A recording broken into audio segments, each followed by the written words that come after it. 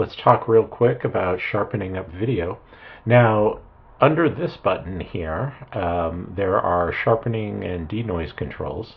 Unlike a lot of these others where you just simply adjust them, this one you actually have to enable.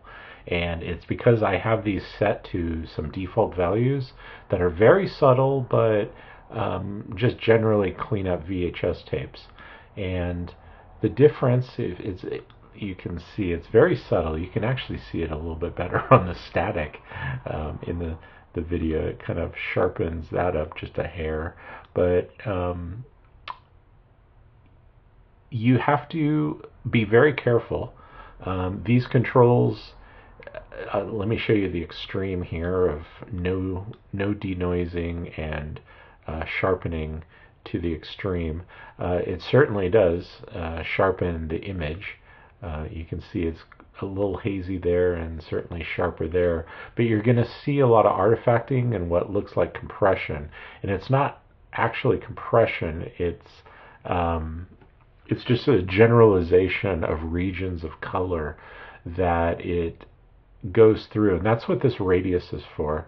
How many of the pixel area around the pixel it's analyzing should it take into account to sharpen or affect the pixel that it's dealing with? In this case, it's 2 pixels all around. Toning it down to half a pixel, it won't absorb as much of the information in its neighbors. But if you increase the radius a lot, you'll start to see large chunks of colors posterizing more. So that's one thing to be careful of. When you sharpen, you will start to see artifacts across. Let me see if I can find. Let's see.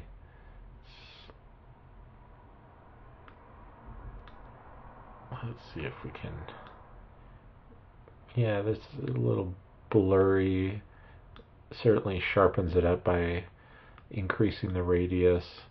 Let me bring this back down, and you can see it's blurry, but some of these blues, it's a little patchy, but when I sharpen it fully, you can see that they're much more defined. So even in the text here, some of that fuzziness looks like it's a little pixelated more so. So sometimes, yeah, you can definitely see it in the text there. The sharpening makes the text easier to read, but you have to be careful because it will also. I think there's a spot of text in the full video. Yeah, nutrition. There we go. Let's just capture that real quick. And you can see in the nutrition, if I turn this clip on and we crank that up, really sharpens the font. But what you can see as I move this from frame to frame, you get flickering in the text, as you see, and it's sharpening. You can see it's kind of bouncing up and down a little bit. It's sharpening it to very specific pixel lines in it, and it's kind of hopping back and forth because the original is a little fuzzy, and here it's like, oh, it's sharp on that pixel. This one, it's a lower pixel, higher pixel, higher pixel, higher pixel. So you can see the R, especially in nutrition, it kind of bounces around a lot.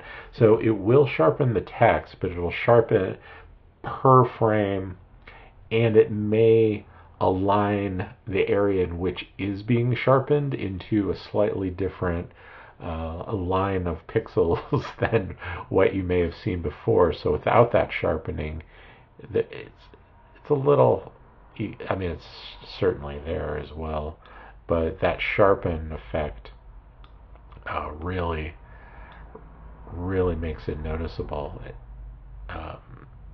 So you have to be very careful with these controls. The denoise, in unison to the sharpen, when you sharpen it, you do want to denoise it, because you don't want to sharpen the statics as nearly as much. But as you can see, it's a little. Let's see if we can actually play. You can see maybe around the flowers in the background, you can see it's pretty noisy, and even some of these elements are too sharp, posterizing it. And so in the extreme, it smooths it out again, but it also sharpens that smoothed out element. So you have to play with these. I've found 0.02, just a subtly adjusting it, certainly looks better. But those are the controls that you're going to have to kind of play around and see with your video if it's even valuable to do some of these extreme cases. Now, this actually, if you've noticed, enable, disable, it shouldn't have been resetting these controls. This button would reset the values to the original.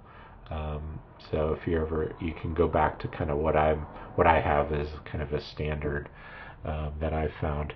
But this resetting them is a bug that I'm going to have to look into, and it's a perfect time to mention that Video Barbershop is a free beta for you to download off of Apple's test flight system. Link is in the description of the YouTube channel. And if you find annoyances like that, definitely do let me know. I'd really appreciate it. You know, that really shouldn't be resetting it. It should just simply activate and deactivate it. This should be resetting it. But anyway, so another element of this, just like all the other features here, if you want to copy that to your other clips, you click that button, Option key. If you have other videos with other clips in them, holding down the Option key as opposed to the single will copy it to all of the clips and all of the files. So that's the basics of sharpening.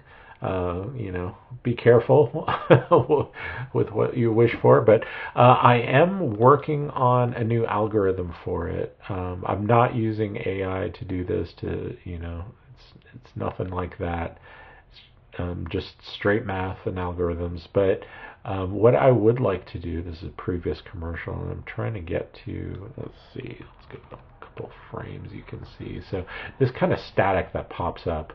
I'm working on an algorithm that will be able to detect static like that and clear it up in VHS tapes. So that's kind of a future project that hopefully will hit Video Barbershop in the near future, or not so distant future, I should say. So I'm constantly trying to improve it, and I have my own other YouTube channel, Adverse Archive, that I show VHS commercials that I found off of VHS tapes, I should say.